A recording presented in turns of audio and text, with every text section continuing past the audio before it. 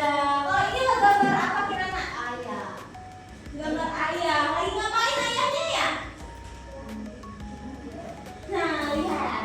Hari ini kita akan belajar tentang keragaman. Keragaman. Apa artinya keragaman? Ada yang tahu? Berbagai. Berbagai. Terus apa lagi? Macam-macam. Macam-macam. Apa lagi? Perbedaan. Oke, nah keragaman itu artinya berbagai macam atau perbedaan-perbedaan yang ada. Contohnya misalnya ada di sini yang suka makan coklat. Oh. Ada yang suka makan keju. Aku. Ada yang nggak suka coklat. Nggak suka coklat. Ada yang nggak suka keju. Aku. Nah, itu namanya keragaman bermacam-macam. Nah, kita akan belajar tentang keragaman. Contoh yang pertama, ini ada gambar. Lihat, teman-teman. Nah, di sini ada gambar. Coba ibu mau Luna baca kalimatnya.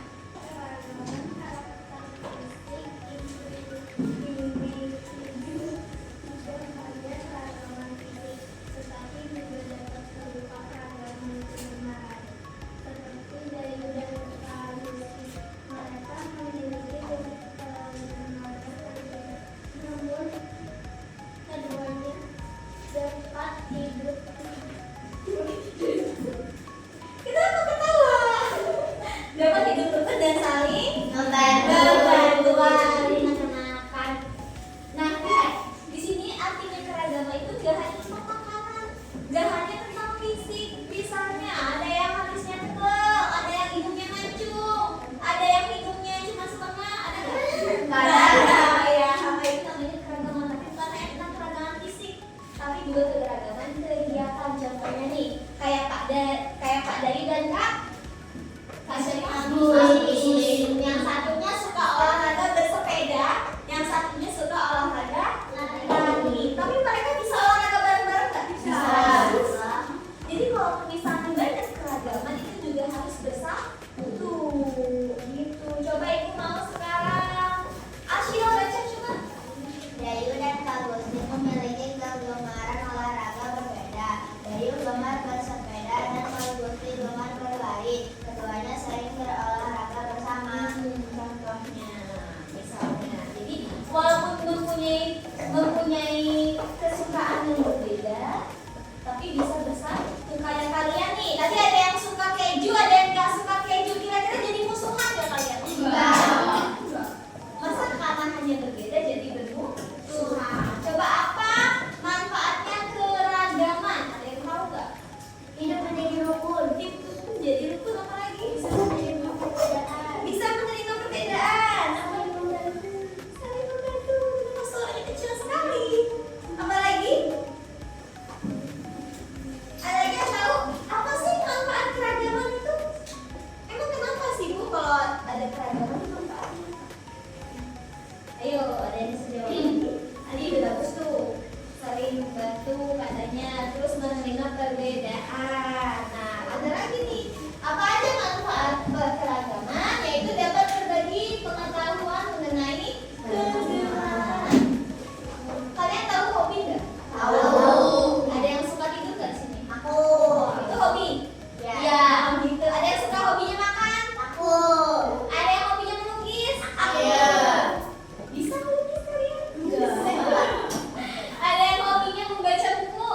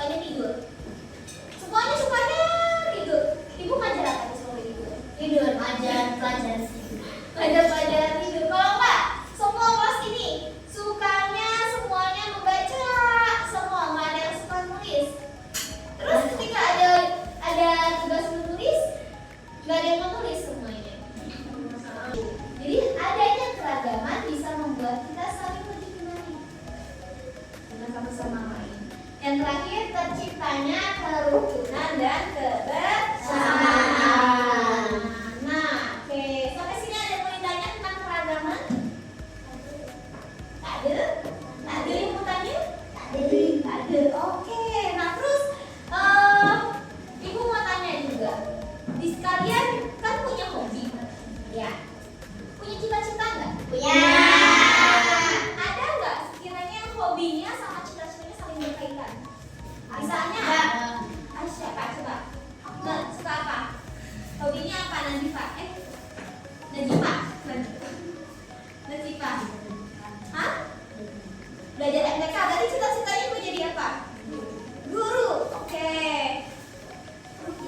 Pelukis, cita-citanya mau jadi pelukis. Nah itu, adanya salah satu tadi keragaman bisa menimbulkan banyak cita-cita. Kalau misalnya semuanya sukanya melukis, semua kartu Pak jadi pelukis, ya pasti jadi guru siapa?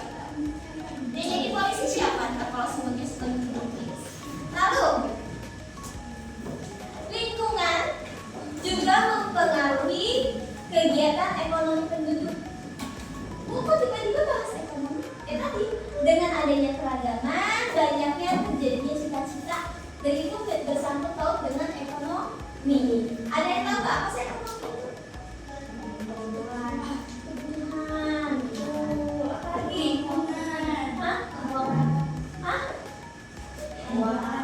Hah? Keadaan, terus keuangan, kebutuhan. Nah, betul semua. Ayo kita sama-sama belajar ya. Kegiatan ekonomi, coba Ibu mau tunjuk tangannya mau baca sih. Hasil tadi udah, dan juga boleh. Kegiatan ekonomi adalah kegiatan yang dilakukan oleh manusia untuk mendapatkan penghasilan, barang atau jasa tertentu dengan tujuan mencapai kesejahteraan dalam hidupnya. Itu berkaitan kegiatan ekonomi. Oke, cukup. Terus lanjut. Jihan boleh. Produksi adalah kegiatan menghasilkan barang dan jasa.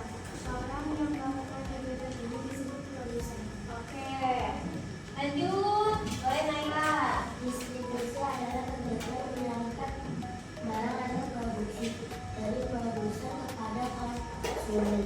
Orang melakukan kegiatan ini disebut distributor. Oke, lanjut Isya.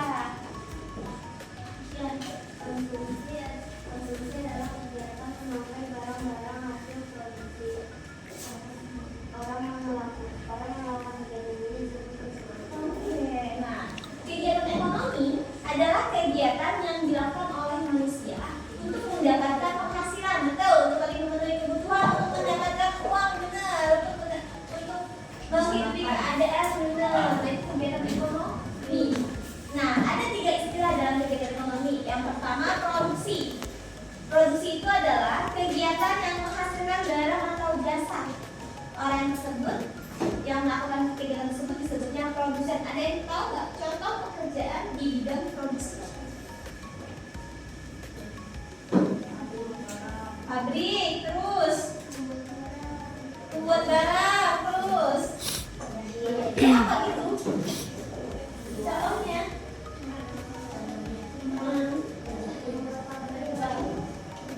Apa? Membuat parfum, terus menjahit, buat baju, terus ngerakit, penganyam, membuat sendal. Nah, itu namanya orang-orang yang menghasilkan barang atau jasa. Jasa contohnya kayak apa? Driver, benar. Jasa jahit itu kan menghasilkan barang ya. Ini Ibu menghasilkan jasa atau enggak? Jasa. Berarti apa? Guna sama aja. Itu produksi atau produsen, orang yang menghasilkan barang atau jasa. Yang kedua, distribusi adalah kegiatan yang menyalurkan barang hasil produksi atau dari produsen kepada konsumen. Misalnya kayak petani. Petani yang menghasilkan apa? Padi, yang mengolah padi menjadi beras. Itu kerjaan petani atau kerjaan pedagang? Petani. Nah, dari petani lalu masuk ke distributor, orang yang menyalurkan beras tadi untuk dibeli oleh konsumen. Konsumsi adalah kegiatan memakai barang. Jadi ada 3 istilah. Yang pertama produsen, distributor, baru konsumen. Kayak baju nih, kita pakai baju. Emang kalian menjahit sendiri bajunya? Jahit sendiri nggak? Yang jahit siapa? Penjahit itu namanya produsen. Terus dijual kemana penjahitnya? Toko. Itu distributor. Lalu kita beli, kita pakai, kita namanya konsumen. Sama sih paham? Oke, hebat. Nah, pelajaran kemarin, pertemuan kemarin, Ibu juga membahas tentang cerita fiksi.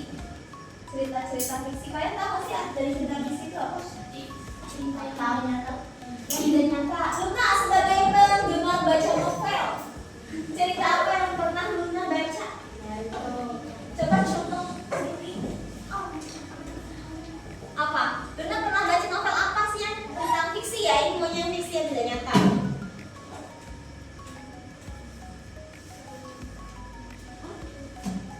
Rumah untuk Ellie. Terus ada lagi yang suka juga kan? Nah, coba contohnya apa? Contoh novel yang pernah kamu baca judulnya apa? Sarlita. Oke. Nah, Ibu mau tanya, tokoh utama di Rumah untuk Ellie itu siapa deh, Luna? Hah? Ellie. Terus ada Ellie, ada siapa lagi selain Ellie di bukunya? Ada bapaknya gitu. Terus abang-abangnya. Terus ada ibunya. Udah. Udah. Oke. Kalau di ceritanya Sarlita itu tokoh utamanya siapa? Sarlitanya. Terus ada siapa lagi di situ? Ibu panti asuhan. Terus ayahnya sama abangnya. Nah, cerita fiksi adalah cerita yang tidak nyata. Contohnya seperti misalnya Timun Mas, Cinderella, Kancil, apa lagi? Naruto, Avatar, apa lagi?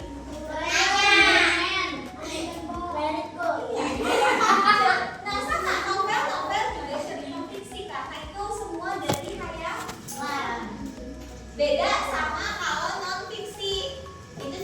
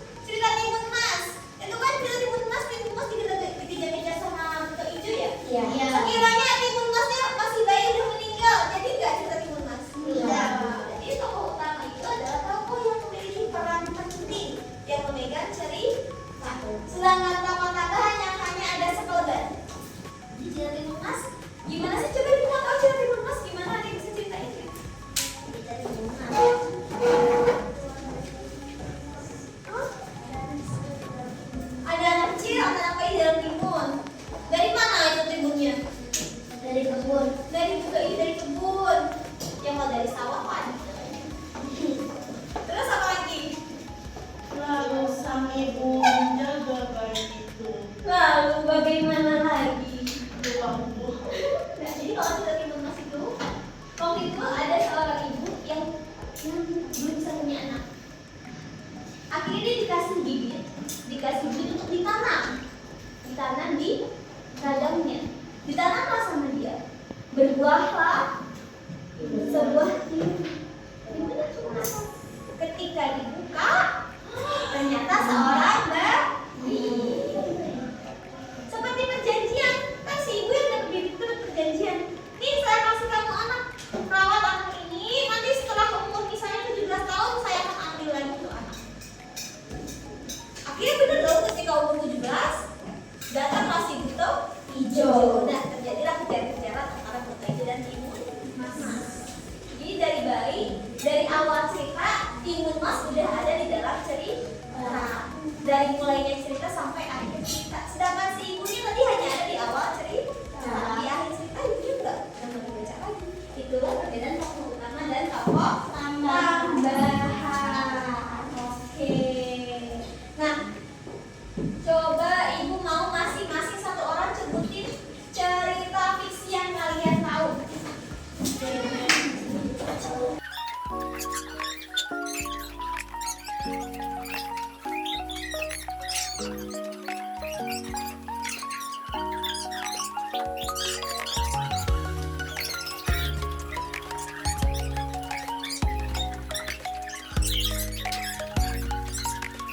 Doraemon, nah itu contoh-contoh cerita yang sudah kita tahu.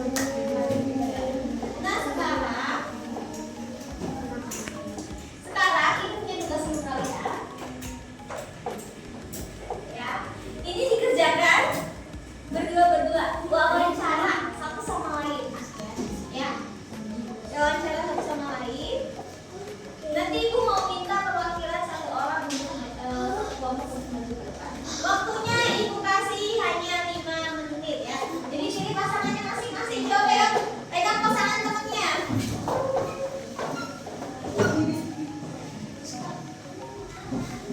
Pegang pasangan temennya ya.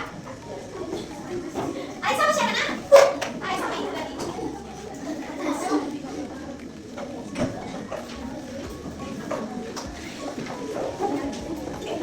Ya.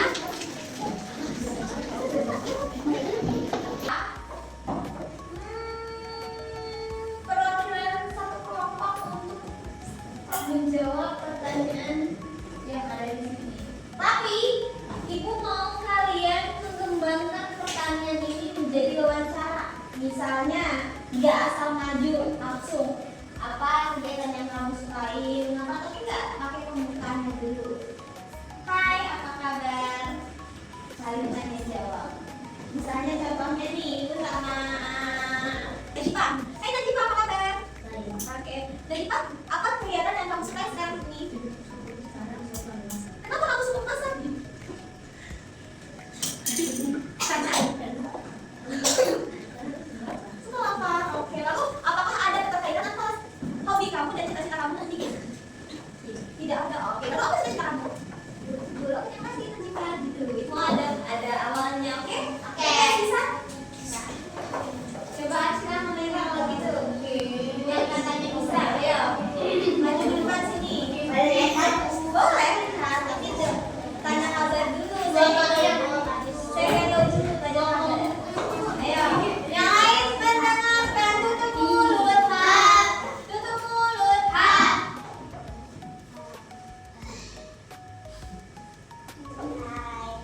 kegiatan yang kamu sukai dan ini? Aku suka menjelaskan. Mengapa kamu menyukai kegiatan ini?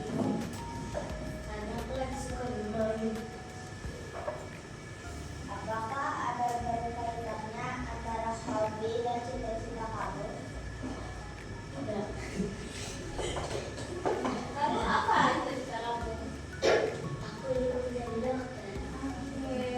Acina logikanya, Naila? Ayo,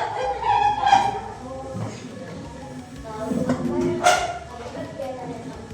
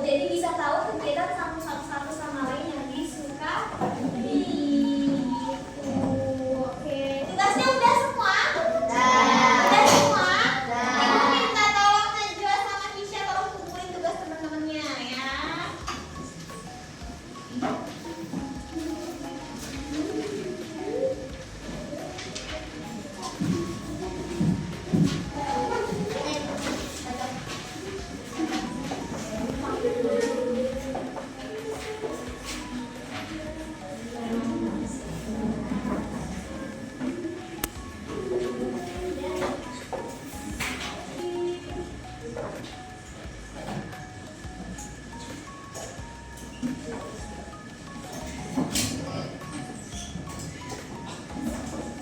baik. Tadi penjelasan tentang tema 8, yaitu tentang padaku negeriku. Kita sudah belajar tentang berbagai macam kegemaran, berbagai macam kegiatan ekonomi, dan cerita-cerita fiksi. Adakah pertanyaan yang teman-teman kurang paham dari penjelasan ibu tadi? Tidak? Oke, semoga dengan belajarnya kita hari ini teman-teman semakin memahami kegiatan-kegiatan ekonomi yang ada di kehidupan sehari-hari, semakin memahami kegemaran satu sama lain, dan